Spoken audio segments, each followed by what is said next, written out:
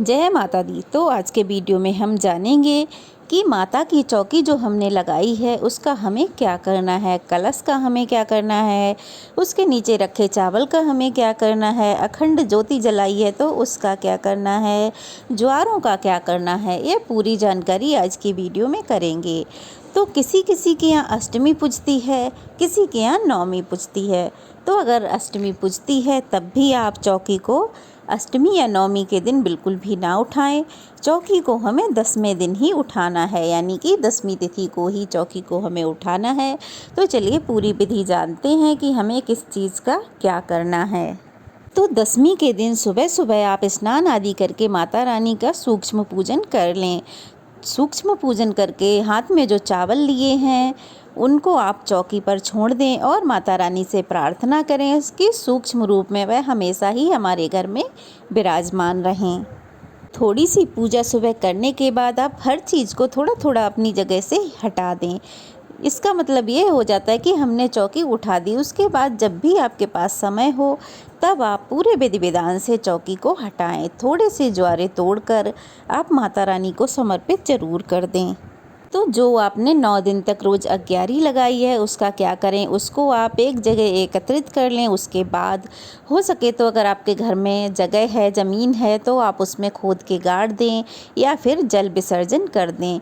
जो मिट्टी के पात्र लिए हैं वो मिट्टी के हैं, अगर आप चाहें तो उन्हें भी विसर्जन कर सकते हैं, नहीं तो आप रीयूज कर सकते हैं।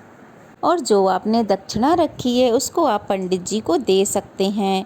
और जो आपने श्रृंगार की सामग्री रखी है उसको भी आप मंदिर में दान कर सकते हैं या अपने घर के बड़े जैसे सास ननद को दान कर सकते हैं। श्रृंगार का सामान आप मंदिर में जो पंडिताइन हैं उन्हें भी दे सकते हैं, उसमें से थोड़ा अपने लिए भी निकाल सकते हैं। और आपको एक बात का ध्यान रखना है, मंदिर में जो भी हमने फूल चढ़ाए हैं, जो भी सामग्री है, उन सबको एकत्रित कर लें।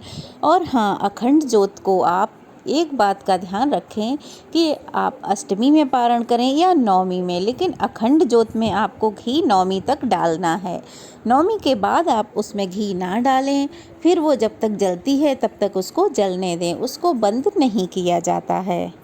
क्योंकि चौकी का विसर्जन हमें 10वीं को ही करना है, पारण आप कभी भी कर लें, क्योंकि नवमी के दिन हम माता सिद्धिदात्री से प्रार्थना करते हैं, पूजा करते हैं, तभी हमारे 9 दिन के नवरात्रे पूरे माने जाते हैं।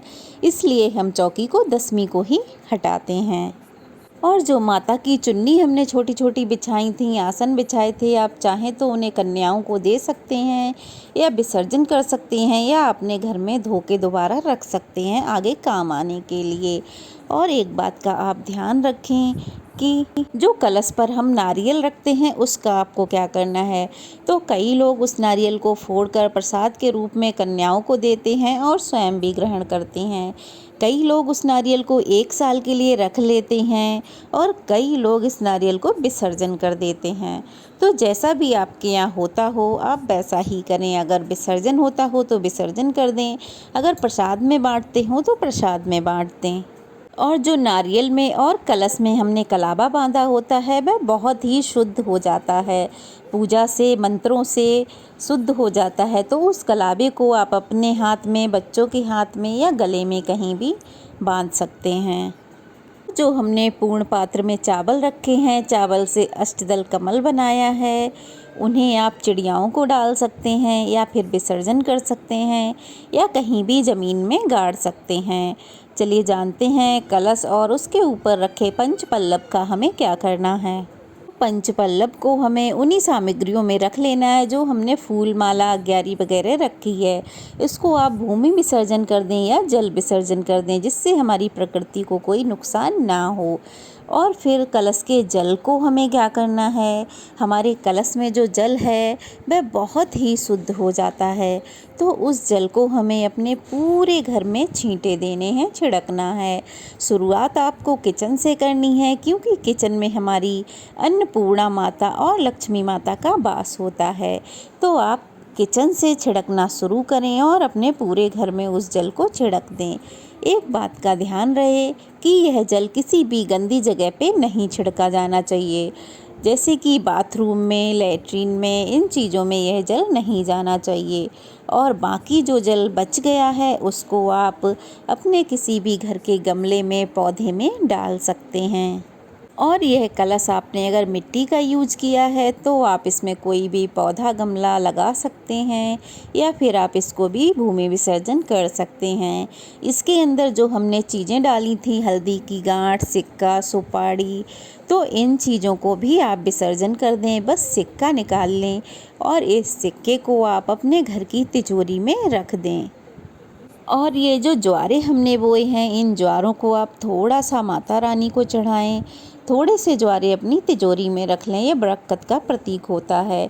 बाकी के ज्वारे किसी किसी के यहाँ दशहरे वाले दिन जो लड़कियां होती हैं, बहनें होती हैं, वो सबके कानों में लगाती हैं और फिर उन्हें दक्षिणा यानी कि शगुन दिया जाता है। तो आपके यहाँ जैसा भी होता हो वैसा कर लें। अगर विसर्जन होता हो तो विसर्जन कर दें। और जो हमने ज्वारे बोने के लिए कुंडा लिया है उसमें आप रोज़ अपनी छत पे चिड़ियों के लिए पानी भर के रख दें, ये बहुत ही शुभ होता है। और जो माता रानी की मूर्ति ली है आपने इस उद्देश्य से ही ली है कि 9 दिन के बाद इसका विसर्जन करना है, तो आप विसर्जन कर दें, नहीं तो आप इसे अपने घर के मंदिर में रख सकते हैं। एक बात का ध्यान रहे, अगर आपको विसर्जन करना है किसी पवित्र नदी, सरोवर में ही करें और वह मिट्टी की हो तभी उनका विसर्जन करें। और जो चावल रखे थे हमने, आप उसको चाहे तो चिड़ियाओं को खिला सकते हैं, नहीं तो आप उसमें और चावल मिलाकर किसी को दान कर सकते हैं।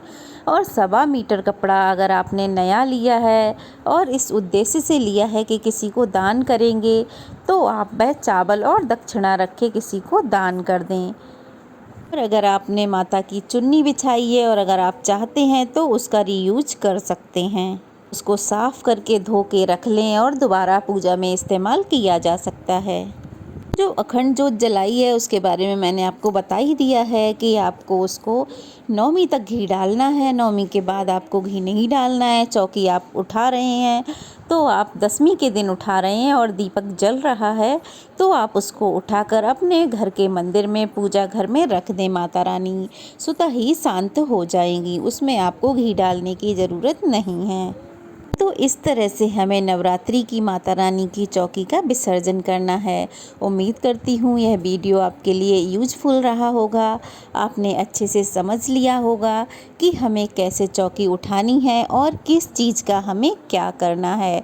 वीडियो अच्छा लगा हो तो प्लीज़ लाइक और कमेंट करना ना भूलें और चैनल को सब्सक्राइब करें, वीडियो को शेयर करें, बेल आइकन को प्रेस करना बिल्कुल भी ना भूलें। तो चलिए फिर मिलते हैं, तब तक के लिए जय माता दी।